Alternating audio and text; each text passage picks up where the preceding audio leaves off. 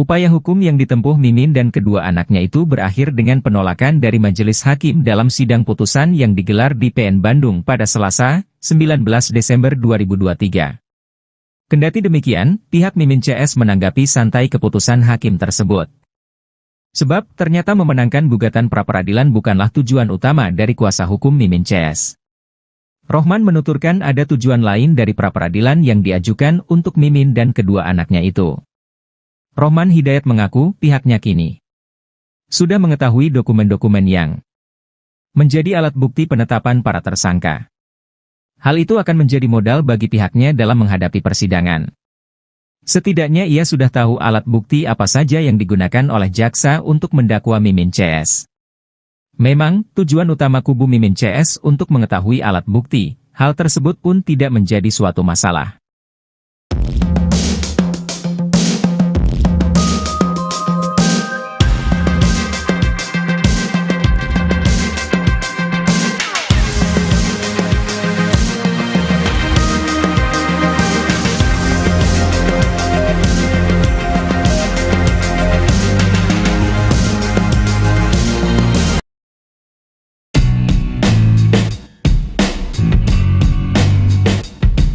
Pengacara Muhammad Ramdhanu alias Danu, Ahmad Taufan menanggapi soal ditolaknya pra-peradilan yang diajukan 3 tersangka kasus Subang.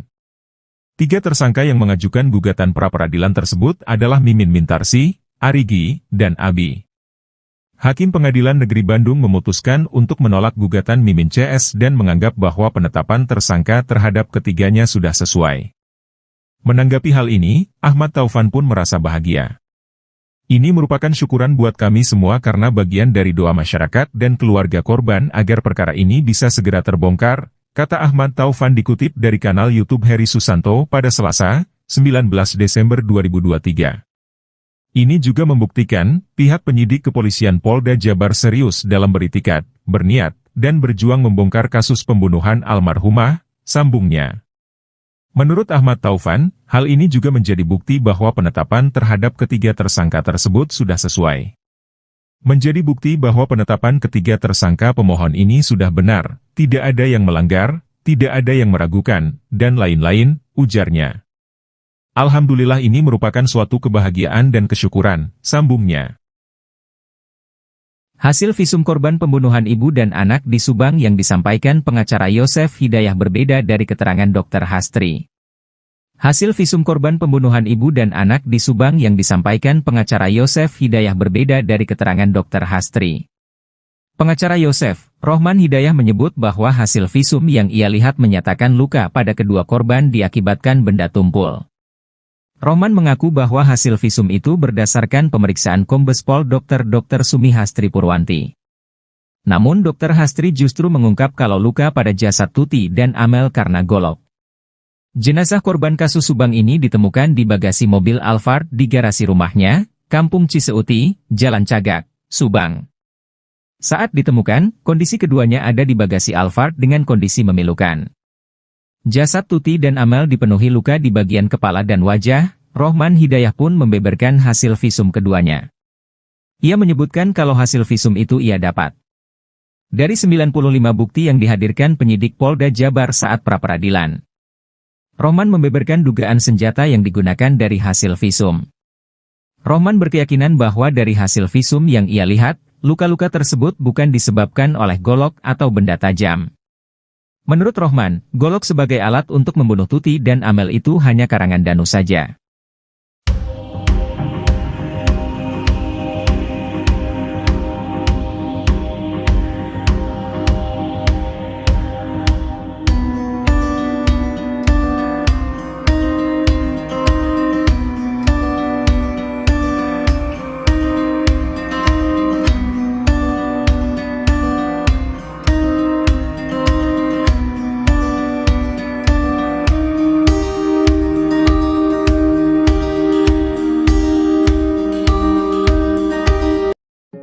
Terungkap hasil visum korban pembunuhan ibu dan anak di Subang, Jawa Barat.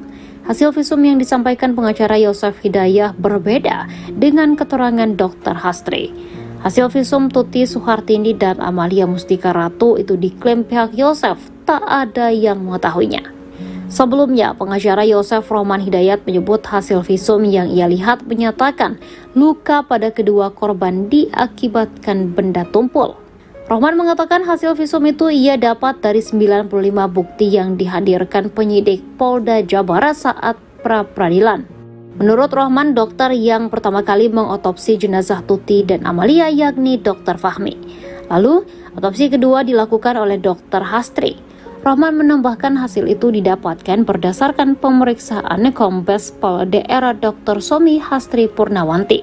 Namun, Dr. Hastri mengungkap jasad dan Tuti terdapat luka karena golok. Masuk di adegan ke-47, yakni adegan keluarnya Yosef dari dalam rumah atau TKP menuju keluar untuk melanjutkan adegan selanjutnya. Ini Yosef yang tadi masih tetap berada di dalam ruang tamu dan akan segera melakukan adegan lainnya di luar TKP.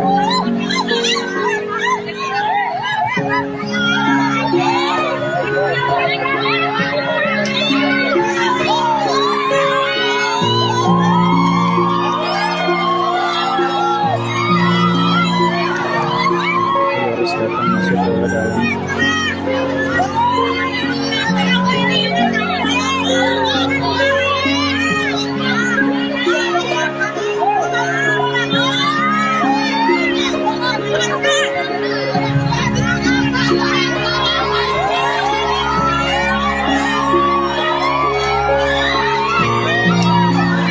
Yosef sudah keluar.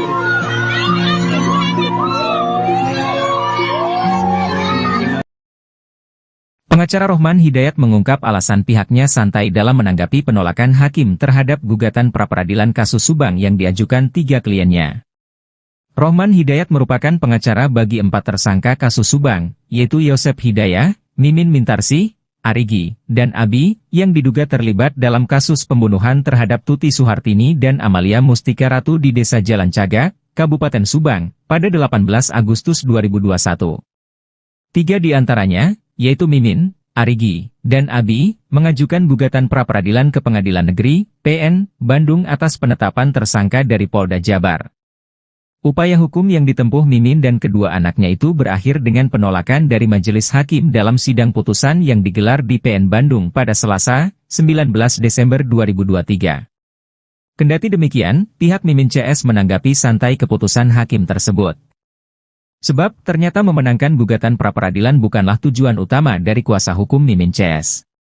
Rohman menuturkan ada tujuan lain dari pra-peradilan yang diajukan untuk Mimin dan kedua anaknya itu. Rohman Hidayat mengaku pihaknya kini sudah mengetahui dokumen-dokumen yang menjadi alat bukti penetapan para tersangka.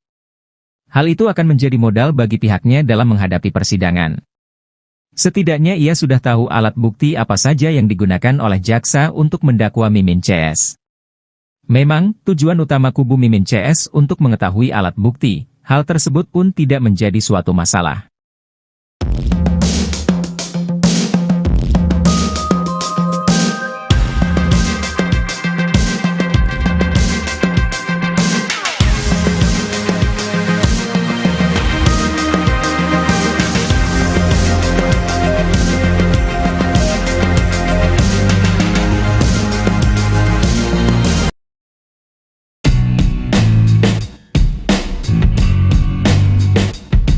Pengacara Muhammad Ramdhanu alias Danu, Ahmad Taufan menanggapi soal ditolaknya pra-peradilan yang diajukan 3 tersangka kasus Subang.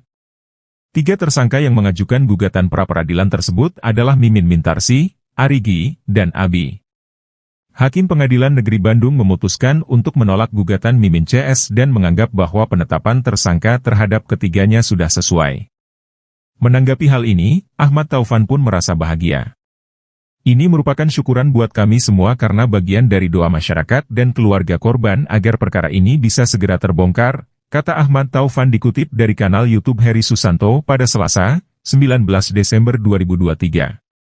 Ini juga membuktikan, pihak penyidik kepolisian Polda Jabar serius dalam beritikat, berniat, dan berjuang membongkar kasus pembunuhan almarhumah, sambungnya. Menurut Ahmad Taufan, hal ini juga menjadi bukti bahwa penetapan terhadap ketiga tersangka tersebut sudah sesuai. Menjadi bukti bahwa penetapan ketiga tersangka pemohon ini sudah benar, tidak ada yang melanggar, tidak ada yang meragukan, dan lain-lain, ujarnya. Alhamdulillah ini merupakan suatu kebahagiaan dan kesyukuran, sambungnya. Hasil visum korban pembunuhan ibu dan anak di Subang yang disampaikan pengacara Yosef Hidayah berbeda dari keterangan Dr. Hastri. Hasil visum korban pembunuhan ibu dan anak di Subang yang disampaikan pengacara Yosef Hidayah berbeda dari keterangan Dr. Hastri. Pengacara Yosef, Rohman Hidayah menyebut bahwa hasil visum yang ia lihat menyatakan luka pada kedua korban diakibatkan benda tumpul. Rohman mengaku bahwa hasil